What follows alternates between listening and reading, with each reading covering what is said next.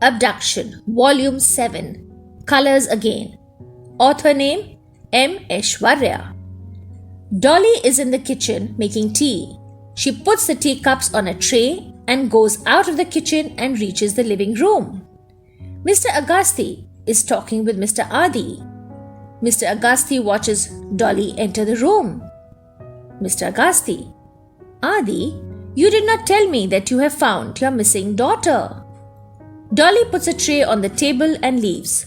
Mr. Adi looks at the girl going and then at Agasti. The men began to have the tea. Mr. Adi: This is not my daughter. She only looks like her. Mr. Agasti: How did you find her? Mr. Adi: Got a call of someone missing in an abandoned location.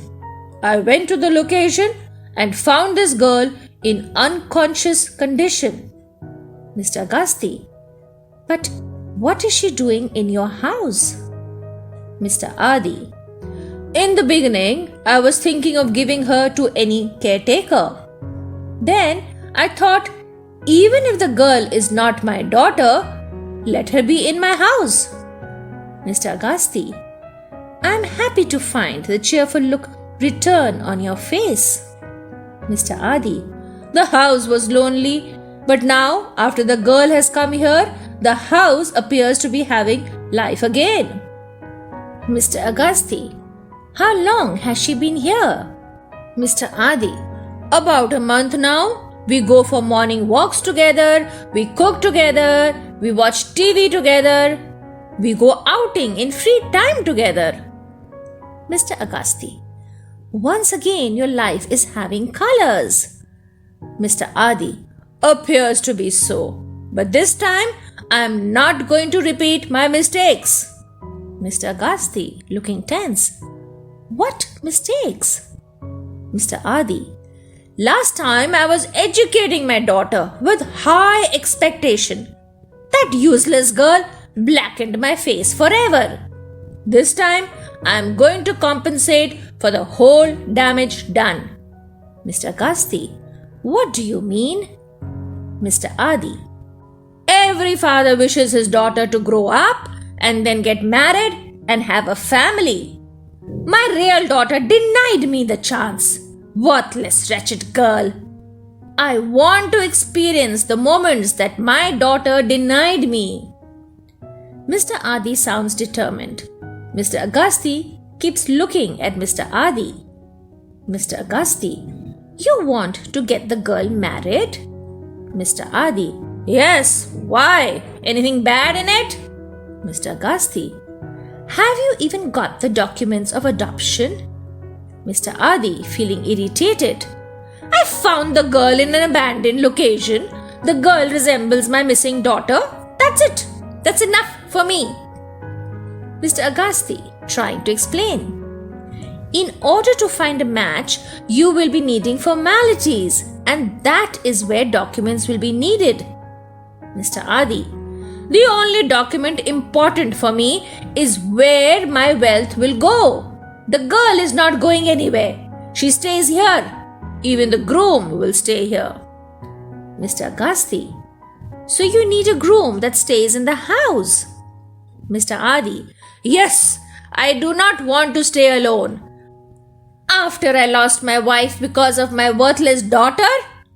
Mr. Adi's voice had anger in it. I have understood how it feels like to live alone in a big house. Mr. Adi pauses to calm himself down.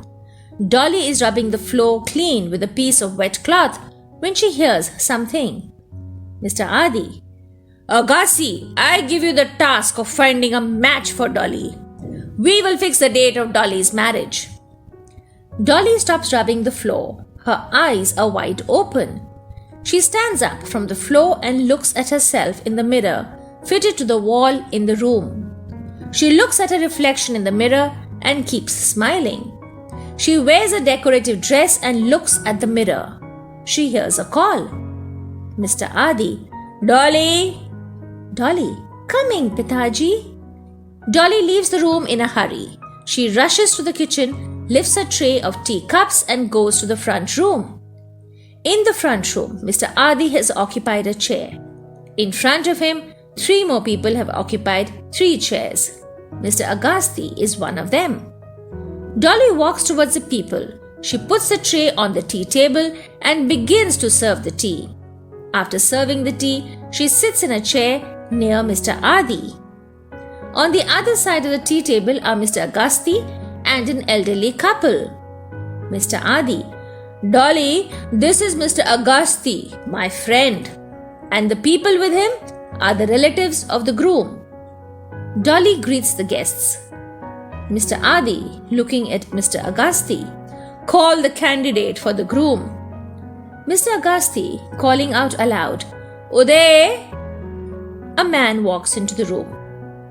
Dolly's expression changes from joy to confusion as she finds Rohit entering the room. Rohit walks up to Mr. Adi, touches his feet and walks to a chair near the elderly couple. He occupies the chair. Dolly keeps looking at the groom with wonder. About the author, M. Aishvarya, fondly called Maverick Aishvarya by his friends, is a prolific writer. He is currently working as a manuscript writer for movie making.